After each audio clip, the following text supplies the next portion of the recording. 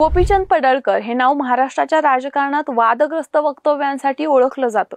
भाजपचे आमदार असूनही त्यांची शैली ही अनेकदा परखड, थेट आणि वाचाळ वाटते असंही बोललं जातंय।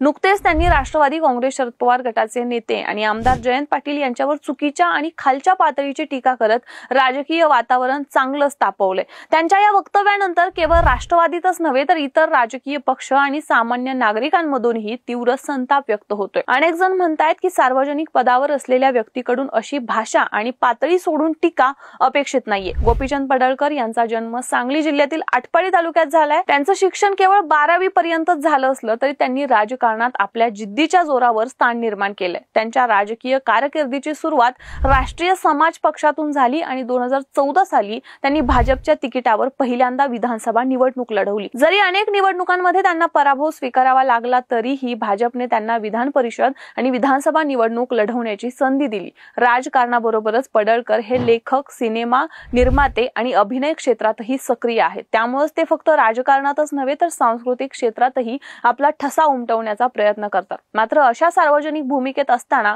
त्यांच्या वादग्रस्त शैलीमुळे वारंवार नकारात्मक प्रकाशात येत असल्याचंही तितकंच खरंय।